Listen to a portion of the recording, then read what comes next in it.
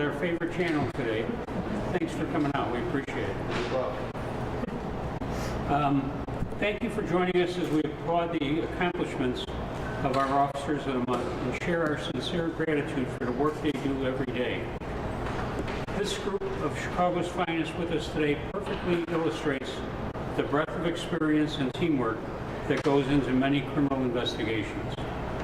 Things don't happen the way you see it on Chicago PD or Law and Order. Oftentimes investigations take months or longer and require perseverance, experience, and collaboration from officers across multiple units, all in pursuit of the same thing: justice for the victim's family and accountability for the offender. That's what happened in this case, and their work deserves recognition. On September 23, 2023, 86-year-old Charles Hobson stepped out of his home at 81st and Troop for the last time. Sadly, two predators seized the opportunity to approach Mr. Hobson with the intention of robbing him. During the encounter, one of the offenders shot Mr. Hobson, and the two offenders then fled in his vehicle.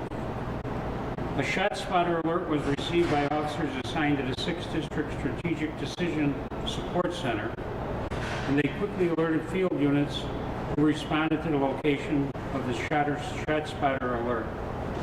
Mr. Hobson was found lying on the grass near his home with a gunshot wound to his leg. District officers applied a tourniquet and tried in vain to save Mr. Hobson from the injuries he suffered. Simultaneously, Area 2 detectives arrived on the scene and observed a vehicle matching the one taken from Mr. Hobson passing in the alley behind the victim's home. Detectives quickly relayed this information via radio to the 6th District officers, and members of the Vehicular Hijacking Task Force converged and apprehended 2 of 3 males who bolted from the vehicle. You might think case closed at this point, but that's not how these investigations work. Over the next 5 weeks, these teams worked tirelessly to bring solace to the victim's family and some peace from a reeling community. Countless hours of video from the area were scoured, witnesses were identified, and importantly, members of the community stepped up to aid in the investigation. Detailed information that the teams collected was presented to the State Attorney's Office for charging. The result of the team's coordinated and skilled efforts are rewarding and yet disturbing at the same time. Ultimately, 2 juvenile males have destroyed many lives, and at 15 and 16 years old, they have been charged with the murder of an 86-year-old cherished member of the community. The 2 juveniles included one of the individuals who was apprehended as he ran from police on the day of the incident, and a second one who was later identified. We are grateful for the leadership each of these officers and detectives displayed. The work they did to protect us, there are no egos, no silos, just great work that transcends each individual and makes a difference to someone in our city each and every day. Officers, thank you. Keep up the great work and know that you are appreciated. We proudly present the Officer of the Month Award to you. And I'm going to go by units. Cesar Villalobos from the 6th District. Area 2 Detective Sergeant Joseph Paoletti. Detective Andrew Kemps. Detective LeVar King. Detective William Hernopoulos. Detective James Maloney. Detective Wakashia Pickens, Detective Daniel Sheehy, Detective James Smith, and from the Vehicular Hijacking Force, Officers Christopher Pasquale and Pierre Williams. Congratulations, great job.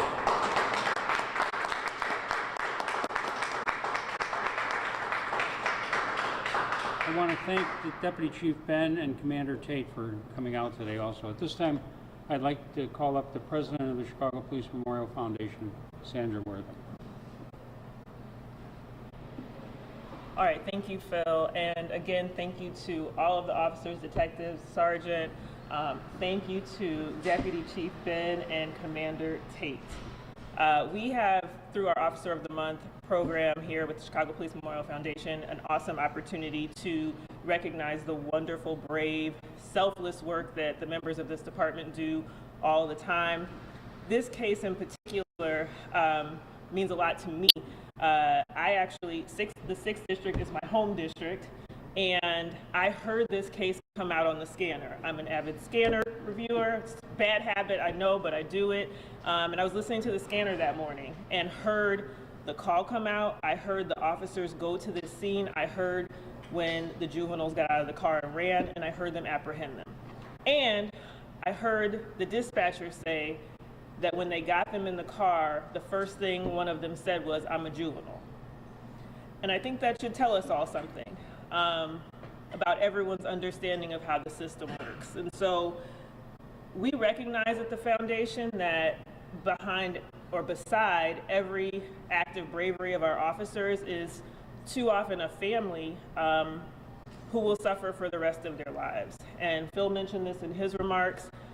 By all accounts, I did not know Mr. Hobson, but by all accounts, he's everything we would want in a neighbor, any of us would want in a neighbor. And so for him to lose his life like this, let me fix my language, for him to have his life taken like this is a real tragedy. And so for these officers the officers, detective, sergeant, our command staff, to do the work they do to assist the family in getting whatever measure of justice they can is necessary work in our city. And we're just very honored to be able to honor you all, and to thank you all for what you do. It means a lot to victims, it means a lot to communities, it means a lot to our city, and we're very proud and grateful. So thank you. And now, okay. Well, Deputy Chief Ben and Commander Tate, who are awesome command staff here, whichever or both of you would like to speak, we'll turn it over to you. Good morning. Good morning. First, I want to say today is the type of day that makes all of us so proud to be Chicago police officers. And today's, what's going on in the media, in social media, everywhere, showing or talking about the things that police officers do and don't do. But this is something showing what we do day in, day out. A lot of people don't have to worry about going to their jobs running toward danger. These officers here had no hesitation in going toward the danger that day. This also shows how great of a collaboration each department and unit within this department works well together.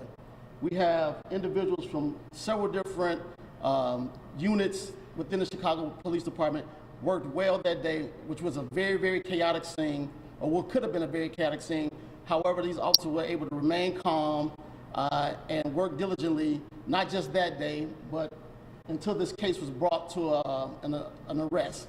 And with that, I just want to applaud these officers and to say thank you, and I know Chicago wants to thank you as well.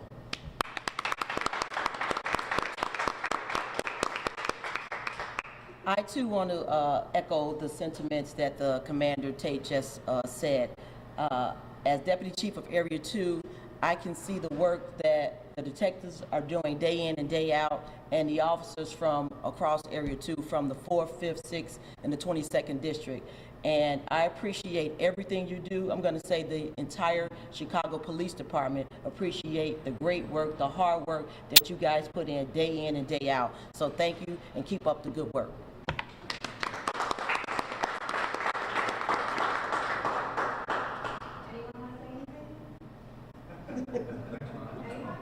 Thanks, Mom.